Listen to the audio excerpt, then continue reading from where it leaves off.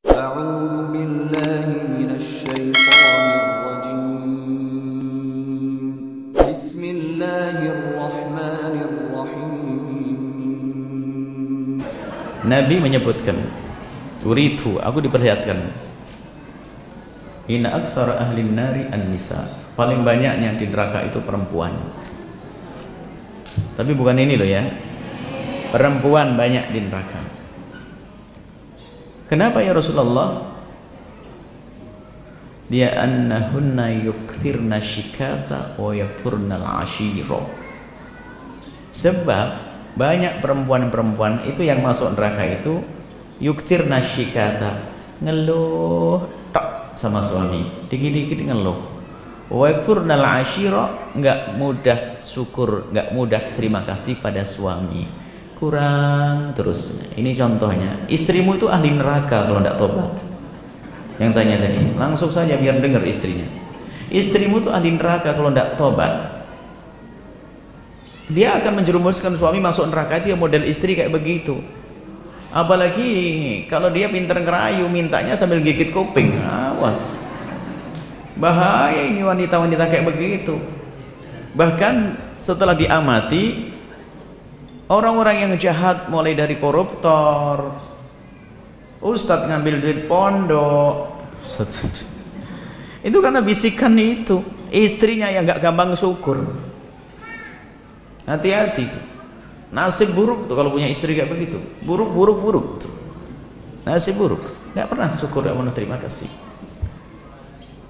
Baik, apakah salah kalau saya menuruti istri? Menuruti istri yang baik boleh.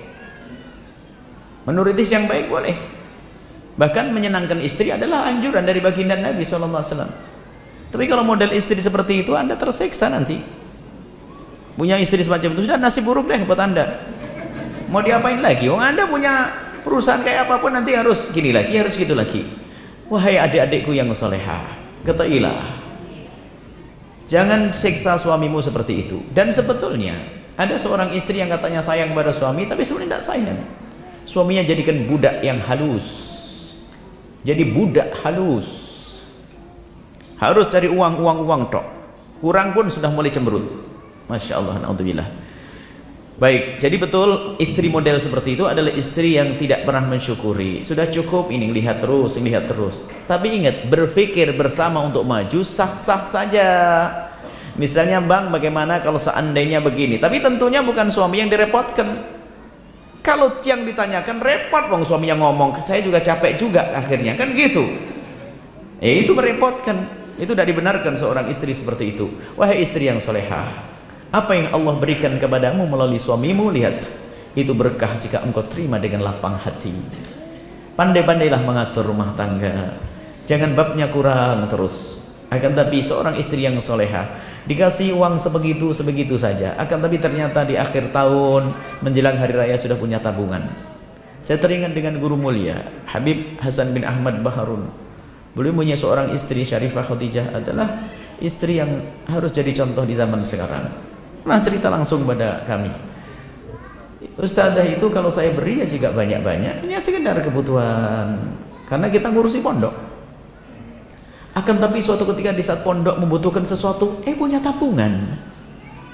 Hebat itu. Ini ada seorang laki-laki punya istri minus terus itu. Sayang sama suami, beli terus nasinya. Belinya cateringan, nggak mau masak. Jadi nggak seperti istri yang soleh. Awas. Banyak ahli neraka dari perempuan cirinya dua. Gampang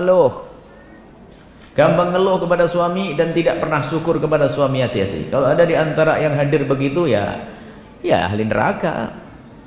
Tapi ingat wahai para suami, selagi Anda bisa memuliakan istrimu dengan yang halal, muliakan, sebatas tidak merusak akhlaknya, tidak menjadikan mereka keluar dari kebenaran. Kalau ingin baju yang bagus, belikan baju yang bagus, asalkan tidak menjadikan dia sombong. Apakah salah kalau kita memberikan mobil istri? Ya boleh, Anda punya uang. Yang repot Anda tidak punya uang karena membelikan istri, ngutang. Memang utang nggak pakai bayar, yang bayar siapa? Istrimu. Yang bayar Anda. Anda pun mulai di sana harus bayar utang, kredit segala macam. Lihat, gaji pas-pasan, setan berbisik, tagihan.